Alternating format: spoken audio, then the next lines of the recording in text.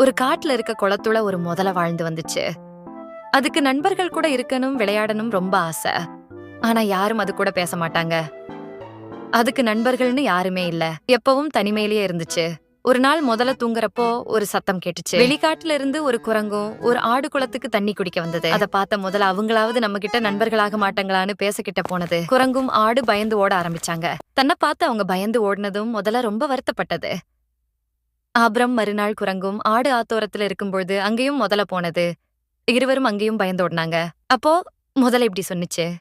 என்ன பார்த்து பயந்தோடுறீங்க? நான் உங்கள எதுவும் பண்ண வரல. நான் உங்க கூட நண்பனாக தான் விரும்புற.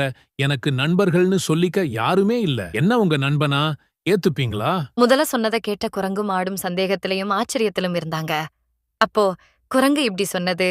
என்ன இருந்தாலும் நீ ஒரு முதல, அத மறந்துடாத.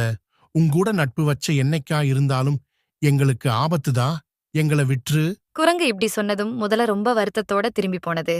மறுநாள் குரங்கு எப்பவும் போல பசியில சாப்பிடுறதுக்கு பழங்கள் பறிச்சு சாப்பிட மரத்து மேல ஏறியது. அப்போ பழங்களை தாவி பறிக்க முயலும் போது கால் சிக்கி கீழே விழுந்தது. வழியில இருந்த குரங்கு காட்டுல இருக்க எல்லாரையும் உதவிக்கு அழைச்சது யாரும் வரல. இந்த விஷயத்த கேள்விப்பட்ட முதல விரைந்து வந்து குரங்கு தன்னோட முதுகுல உட்கார வச்சு பல மைல்கள் கடந்து மருத்துவர்கிட்ட அழைச்சிட்டு போய் சரி செய்து விட்டது. குரங்கும் முதலையார் அன்னைக்கு அப்படி பேசிட்டோம்னு மனசொடைஞ்சு போனாரு. இந்த விஷயத்த பத்தி ஆடுகிட்ட குரங்கு இப்படி சொன்னது. நம்ம நினைக்கிற போல முதலையாரு கெட்டவர் கிடையாது. அவர்தான் என்ன காப்பாத்தி மருத்துவர்கிட்ட அழைச்சிட்டு போனாரு. அவர் மத்த முதலைங்க போல இல்ல நம்பு. நீ வேணும்னா அப்படி நினைச்சுக்கோ. ஆனா அது ஒரு முதல. அது கூட நட்பா இருந்தா நமக்கு ஆபத்துதா. அப்புறம் கொஞ்ச நாள் கழிச்சு ஆடு தண்ணி குடிக்க தனியா ஏரிக்கு போயிட்டு இருந்தது.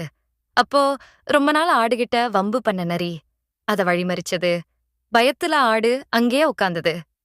ஆடு கத்துற சத்தத்தை கேட்ட முதல வேகமா அங்க வந்து நரிய அடிச்சு விரட்டி ஆட காப்பாத்துனுச்சு.